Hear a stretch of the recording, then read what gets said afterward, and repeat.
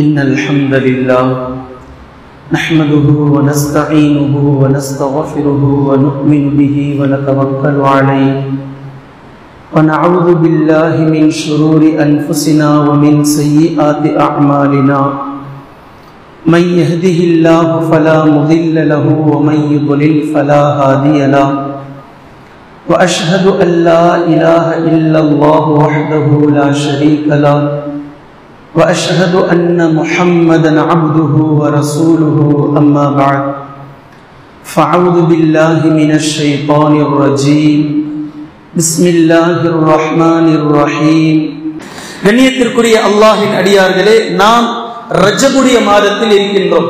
ரஜபுடைய மாதம் என்பது நமக்கு தெரியும். நபி ஸல்லல்லாஹு அலைஹி வஸல்லம் அவர்கள் ரஜபை பற்றி ஏனைய ஹதீஸ்களில் அதை பற்றி சிறப்பை கூறியிருக்கின்றார்கள். ஒரு ஹதீஸில் சொன்னார்கள், ரஜப் அல்லாஹ்வுடைய மாதம் என்று சொன்னார்கள். அதே போன்று அல்லாஹ் தஆலா குர்ஆனில் 4 மாதங்களை புனிதமாக்கி இருக்கின்றான். அந்த 4 மாதங்களில் இந்த ரஜபும் உண்டு. இந்த ரஜபுடைய மாதத்தில் தான் நபி ஸல்லல்லாஹு அலைஹி வஸல்லம் அவர்களுடைய வாழ்நாளில் நடைபெற்ற யுனிக்கான மிகப்பெரிய ஒரு அற்புத நிகழ்வை ஒரே இரவில் அல்லாஹ் நடத்தி காட்டினான். அது நம் அத்தனை நபர்களும் படித்திருக்கின்றோம். மிஅராஜ் என்ற இந்த சம்பவம். மிஅராஜை 3 அடிப்படையில் நாம் அணுகலாம். 3 விதத்தில் அல்லாஹ் தஆலா இந்த மிஅராஜை கொண்டு நமக்கு தரக்கூடிய படிப்பினை, அல்லாஹ் தஆலா இந்த மிஅராஜை கொண்டு நமக்கு சொல்லக்கூடிய செய்தி, 3 நிகழ்வுகளில் 3 அடிப்படையில் இந்த மிஅராஜை நாம் அணுக முடியும். முதலாவது, நபி ஸல்லல்லாஹு அலைஹி வஸல்லம் அவர்களுடைய இந்த மிஅராஜ் எந்த கால சூழலில் நிகழ்ந்தது என்பதை நாம் நோக்கி பார்க்க வேண்டும். இதை உள்ளார்ந்து உள்வாங்கி பார்க்க வேண்டும். நபி ஸல்லல்லாஹு அலைஹி வஸல்லம் அவர்கள் ஏகத்துவ பணியை தொடங்கி கிட்டத்தட்ட 11 ஆண்டுகள் கடந்தது. 12ஆம் ஆண்டு தொடங்கி சென்று கொண்டிருக்கக்கூடிய இந்த தருணத்தில் நபி ஸல்லல்லாஹு அலைஹி வஸல்லம் அவர்களுக்கு கடுமையான எதிர்ப்புகள் கிளம்பியது. நபி ஸல்லல்லாஹு அலைஹி வஸல்லம் அவர்களுக்கு இந்த ஏகத்துவ பணிக்கு மிகப்பெரிய ஒத்துழைப்பாக இருந்தது 2 பெரும் நபர்கள். ஒன்று அபூ தாலிப், மற்றொன்று நபி ஸல்லல்லாஹு அலைஹி வஸல்லம் அவர்களுடைய அன்பான மனைவி கதீஜா ரலியல்லாஹு அன்ஹா அவர்கள். நபி ஸல்லல்லாஹு அலைஹி வஸல்லம் அவர்கள் எப்படி கண்ணசைப்பார்களோ அப்படி நடந்து கொள்வார்கள் கதீஜா ரலியல்லாஹு அன்ஹா. நபி ஸல்லல்லாஹு அலைஹி வஸல்லம் அவர்களுக்கு மாற்றமானது ஒரு சின்ன செய்கையை கூட கதீஜா ரலியல்லாஹு அன்ஹா அவர்கள் செய்ததில்லை. ஆனால் செல்வ சீமாட்டி, பணக்காரர்கள், அழகில் சிறந்தவர்கள், குலத்தில் சிறந்தவர்கள், பல நபர்கள் நபி ஸல்லல்லாஹு அலைஹி வஸல்லம் அவர்களுக்கு திருமணம் ஆவதற்கு முன்னால் கதீஜா ரலியல்லாஹு அன்ஹா அவர்களை திருமணம் செய்து கொள்வதற்காக ஆசைப்பட்டார்கள். பல நபர்கள் பெண் பேசி தூது அனுப்பினார்கள். ஆனால் கதீஜா ரலியல்லாஹு அன்ஹா நபி ஸல்லல்லாஹு அலைஹி வஸல்லம் அவர்களை மணம் முடித்தார்கள். இப்ப திருமணத்திற்கு பின்னால் ஒரு மனைவி எப்படி இருக்க வேண்டுமோ, நபி ஸல்லல்லாஹு அலைஹி வஸல்லம் அவர்களுடைய எப்படி இஷாரா இருக்குமோ, செய்கை இருக்குமோ, அதற்கு மாற்றமாக ஒரு நாளும் கதீஜா ரலியல்லாஹு அன்ஹா அவர்கள் நடந்து கொண்டதே இல்லை. நபி ஸல்லல்லாஹு அலைஹி வஸல்லம் அவர்கள் ஃபத்ஹே மக்கா, மக்கா வெற்றி அடைந்த போது கூட சென்று மக்காவில் தங்கினார்கள். அல்லாஹ்வின் தூதரே, உங்களுக்கு கூடாரத்தை எங்கு அமைக்கட்டும் என்று கேட்டபோது 22 ஆண்டுகள் கழித்து நபி ஸல்லல்லாஹு அலைஹி வஸல்லம் அவர்கள் சொன்னார்கள், என் மனைவி கதீஜா ரலியல்லாஹு அன்ஹா அவர்களுடைய மன்னரைக்கு பக்கத்தில் எனக்கு கூடாரத்தை ஏற்படுத்துங்கள். காதல பாருங்க, அன்பு. 25 ஆண்டு காலம் கதீஜா ரலியல்லாஹு அன்ஹா அவர்கள் நபி ஸல்லல்லாஹு அலைஹி வஸல்லம் அவர்களோடு வாழ்ந்தார்கள். ஒரு நாளும் நபி அவர்களுக்கு மாற்றமாக யோசித்ததோ, சிந்தித்ததோ, பேசியதோ கிடையாது. கணவர் என்ன சொல்றாரோ அதுதான் கட்டளை, கணவர் என்ன சொல்கிறாரோ அது அப்படித்தான். அப்படி நடந்தவர்கள் கதீஜா ரலியல்லாஹு அன்ஹா அவர்கள். இப்ப கதீஜா ரலியல்லாஹு அன்ஹா அவர்கள் வஃபாத் ஆகிறார்கள். இந்த பக்கம் அபூ தாலிப் வஃபாத், இந்த பக்கம் கதீஜா ரலியல்லாஹு அன்ஹா அவர்களும் வஃபாத். நபி ஸல்லல்லாஹு அலைஹி வஸல்லம் அவர்களுக்கு 2 கரங்கள் உடைந்ததை போன்று இருந்தது அந்த வருடம். இந்த வருடத்திற்கு வரலாற்றிலே ஆமுல் ஹுஸ்ன், கவலை ஆண்டு என்று பெயர். இப்போ இந்த நேரம் மக்காவில் எதிர்ப்பு அதிகமாகிவிட்டது. இருந்த 2 பெரும் உறவுகள் நபி ஸல்லல்லாஹு அலைஹி வஸல்லம் அவர்களுக்கு ஒத்துழைப்பாக இருந்தவர்கள் இருவர்களும் இறந்தவுடன் நபி ஸல்லல்லாஹு அலைஹி வஸல்லம் அவர்கள் தாவா பணி செய்வதற்காக கிளம்புகிறார்கள். எதிர்ப்புகள் அதிகமாகிறது. அன்று வரை இவ்விருவர்களும் உயிரோடு இருந்த காலம் வரைக்கும் நபி ஸல்லல்லாஹு அலைஹி வஸல்லம் அவர்களை வாயால் வசைபாடிய மக்கள் கையை தொட்டுவிடலாம் என்ற அளவிற்கு நெருங்கிவிட்டார்கள். நபி ஸல்லல்லாஹு அலைஹி வஸல்லம் அவர்களை அடிக்க முடைய ஆரம்பித்து விட்டார்கள். இப்ப நபி ஸல்லல்லாஹு அலைஹி வஸல்லம் அவர்கள் கடுமையான எதிர்ப்புக்கு பின்னால் இவர்கள்தான் ஏற்க மறுக்கிறார்கள். நாம் பக்கத்தில் இருக்கக்கூடிய ஊருக்கு செல்வோம் என்று தாயிஃப் நகரத்திற்கு சென்றார்கள். அங்கு இதைவிட மோசமான நிலையை நாம் கண்டோம். ஏற்கனவே பல நேரங்களில் பல தருணங்களில் நாம் பார்த்திருக்கிறோம் தாயிஃப் நகரத்தினுடைய சம்பவம். இந்த தாயிஃப் நகரத்தில் நபி ஸல்லல்லாஹு அலைஹி வஸல்லம் அவர்களை கல்லால் அடித்தே விட்டார்கள்.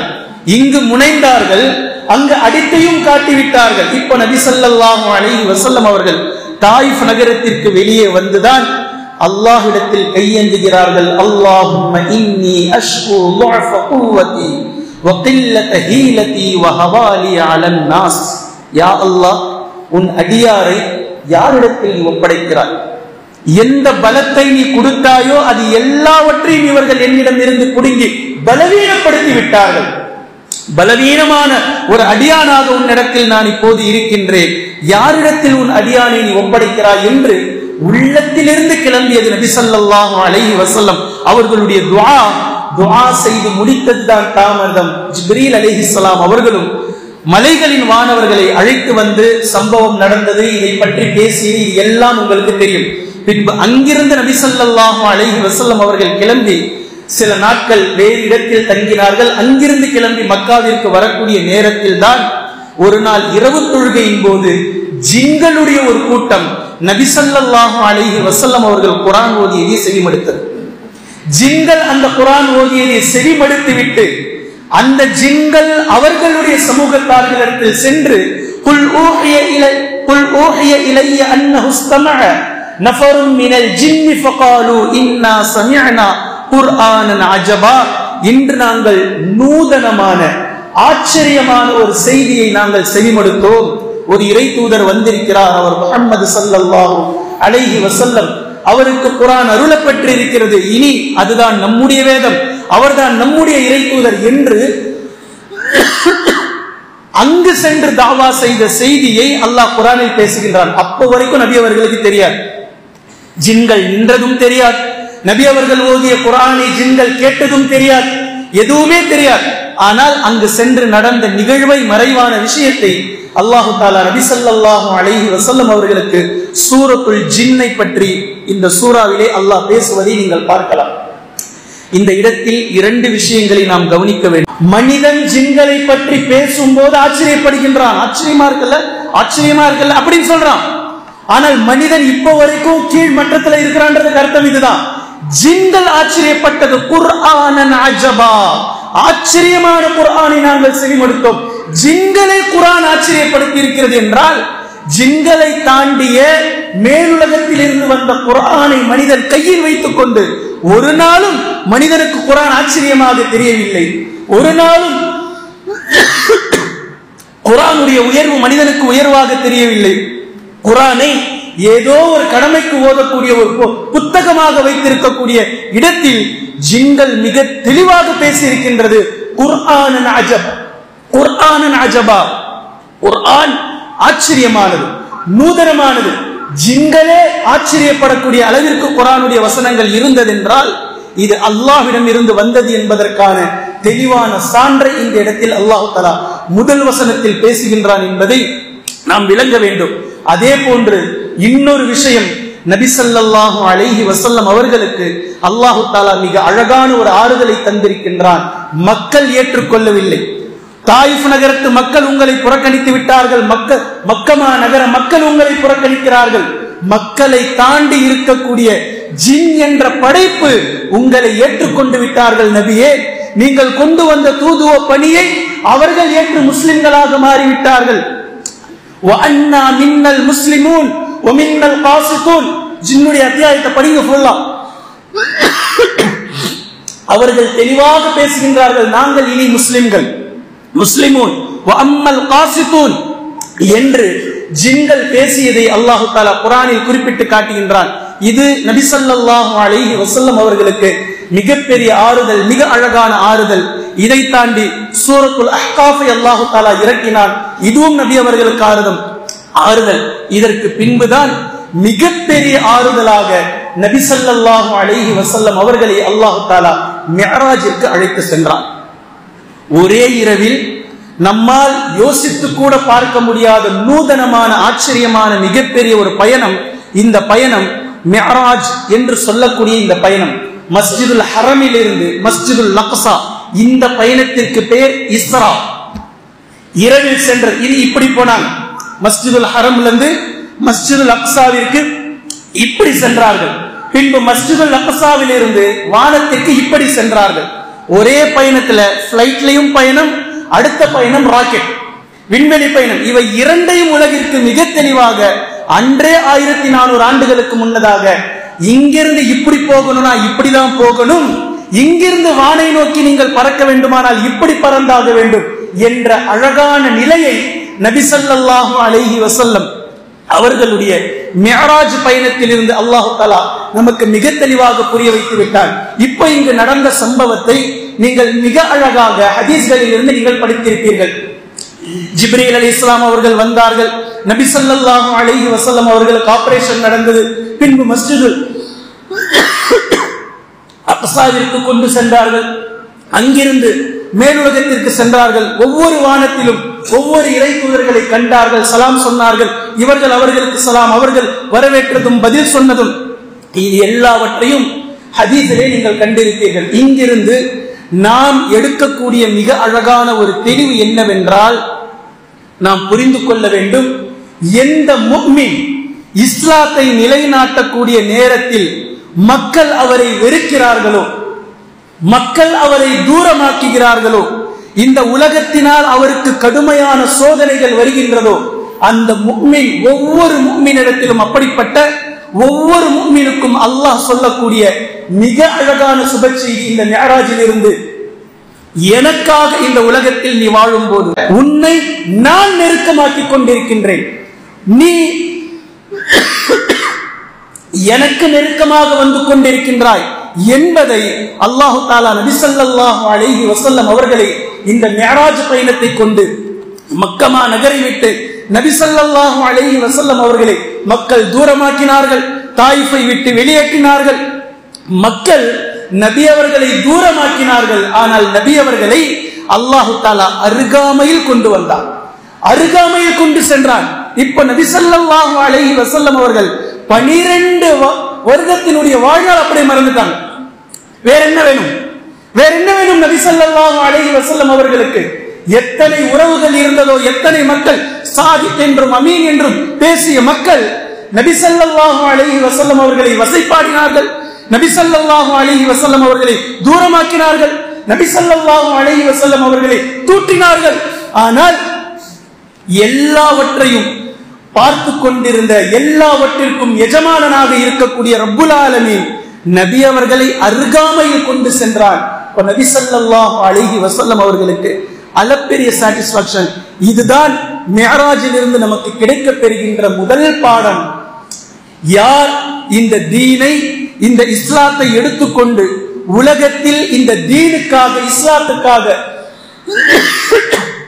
அல்லாஹுக்காக வாழ்வார்களோ அவர்களை இந்த உலகம் எவ்வளவு ஏசி பேசினாலும் சரி, எவ்வளவு தூரமாக்கினாலும் சரி, எவ்வளவு கீழ்த்தரமாக பார்த்தாலும் சரி, இவருடைய பயணம் அல்லாஹ்விடத்திலே நெருக்கமானதாக இருக்கும்.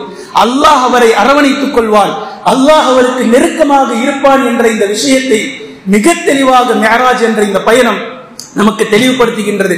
இரண்டாவது, குர்ஆனுடைய வசனமே சொல்லுகின்றது, லினுரியஹு மின் ஆயாத்தினா, நம்முடைய பலதரப்பட்ட அத்தாட்சிகளை நாம் காட்டுவதற்காக நபி ஸல்லல்லாஹு அலைஹி வஸல்லம் அவர்களை கொண்டு சென்றோம்.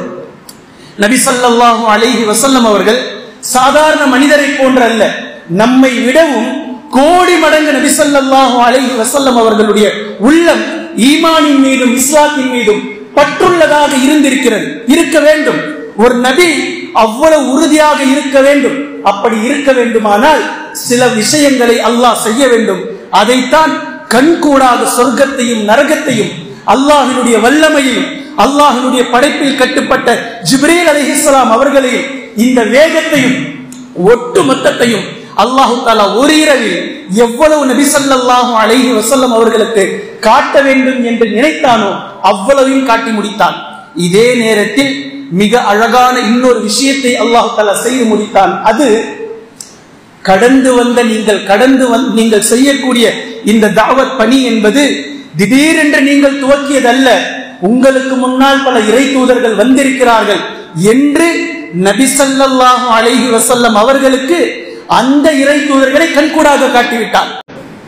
அந்த இறை தூதர்களுக்கு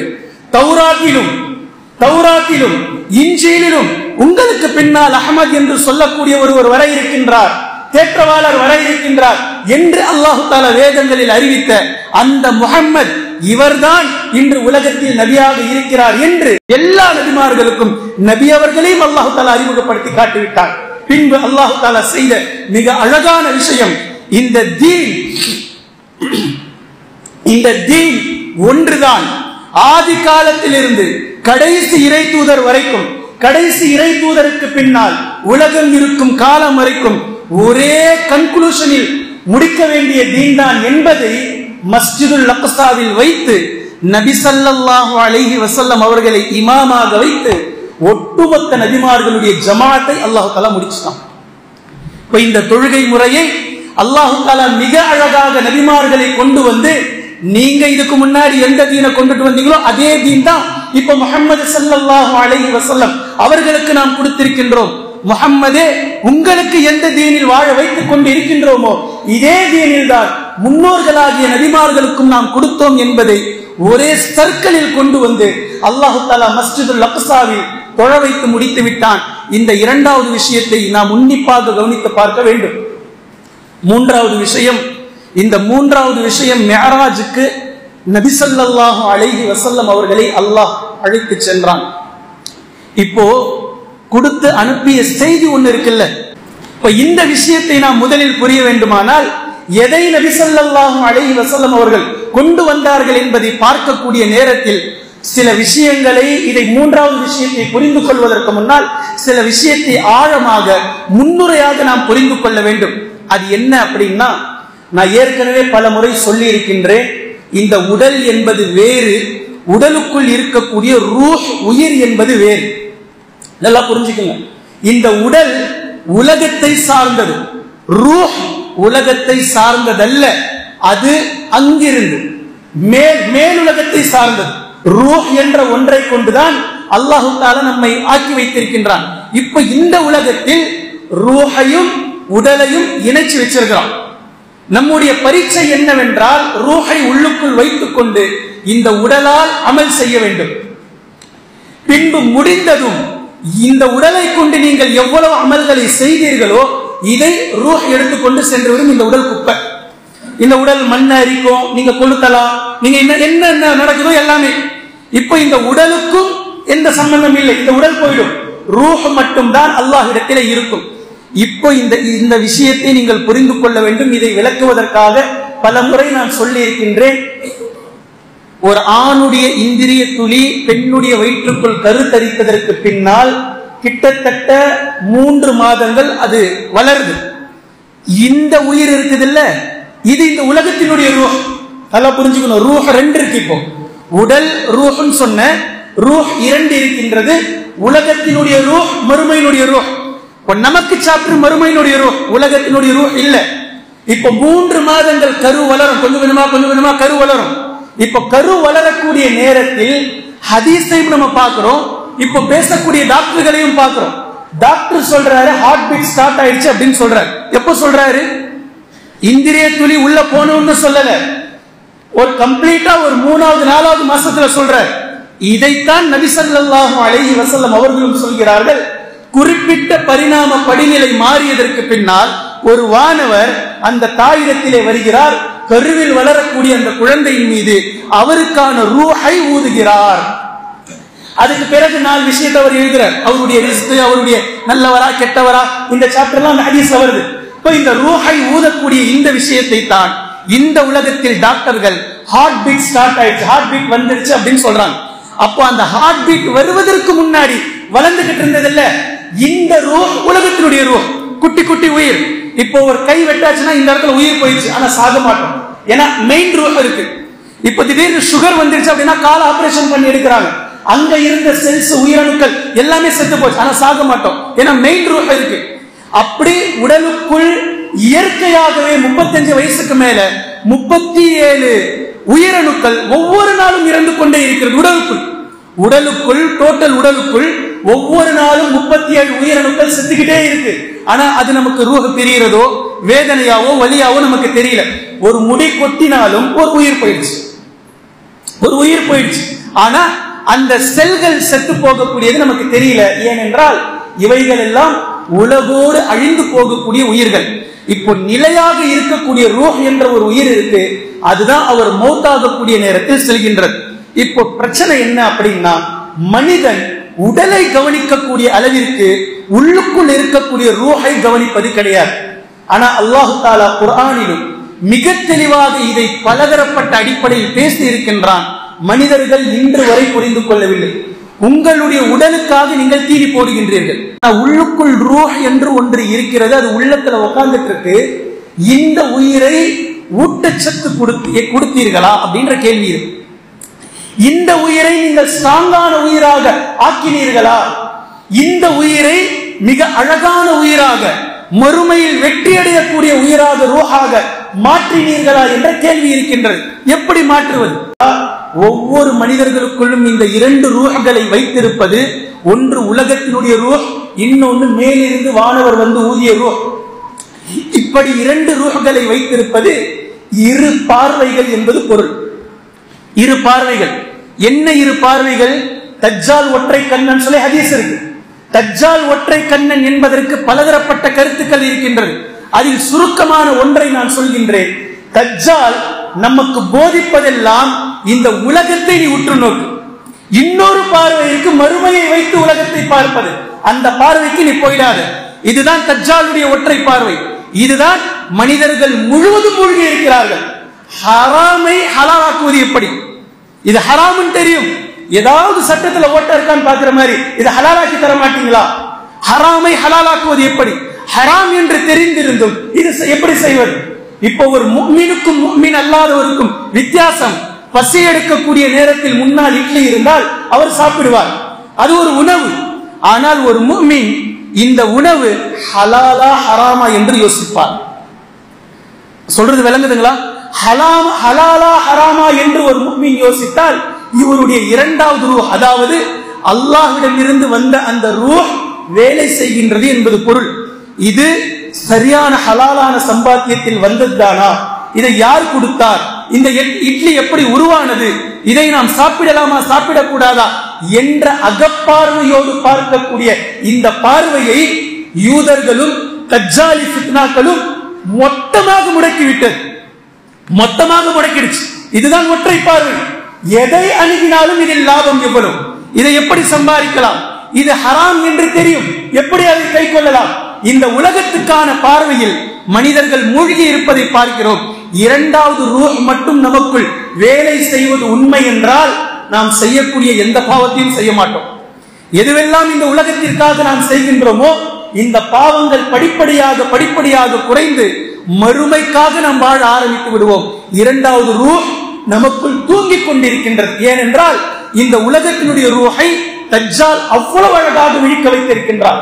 நீங்கள் 2வது பார்வைக்கு போயிடாதீங்க, இந்த ஒரு பார்வையிலே நீங்க இருங்க.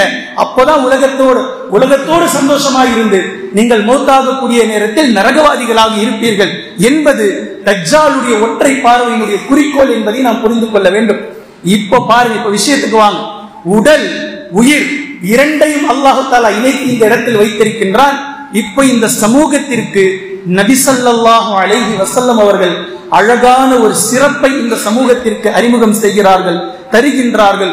உங்களுடைய உடலுக்கான தேவைகளை நிறைவேற்றிக் கொள்ளக்கூடிய விஷயத்தை அல்லாஹ் இந்த உலகத்தில் வைத்திருக்கின்றான்.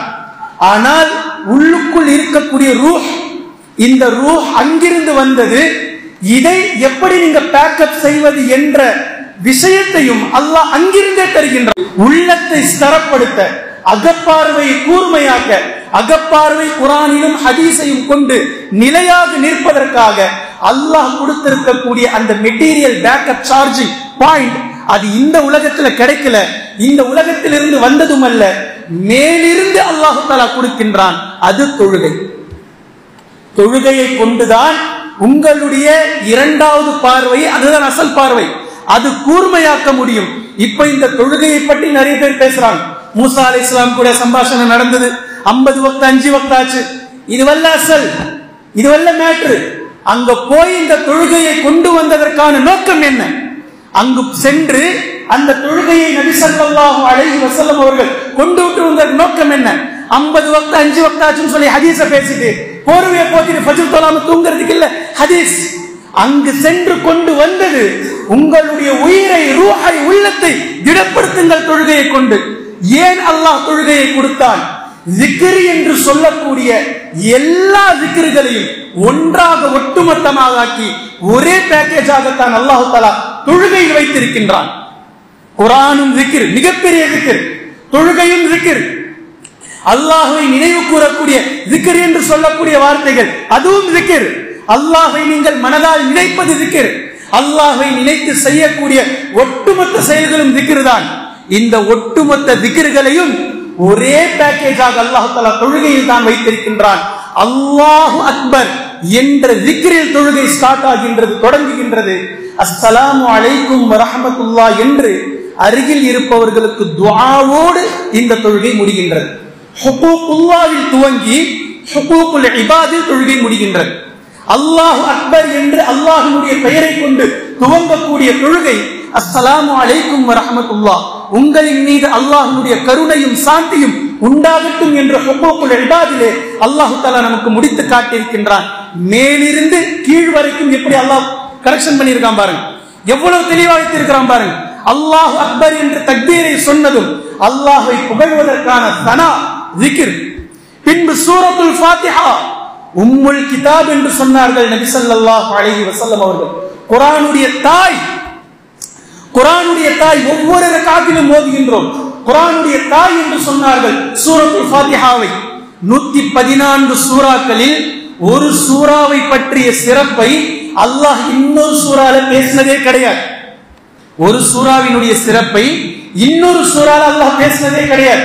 ஆனால் சூரத்துல் ஃபாத்திஹாவினுடைய சிறப்பை அல்லாஹ் பேசுறான். மடக்கி மடக்கி ஓதக்கூடிய சூறாவை அல்லாஹ் இந்த குர்ஆனில் நாம் அருள இருக்கின்றோம் என்று சூரத்துல் ஃபாத்திஹாவினுடைய சிறப்பை அல்லாஹ் இன்னொரு சூறாவில் பேசி காட்டுகின்றார்.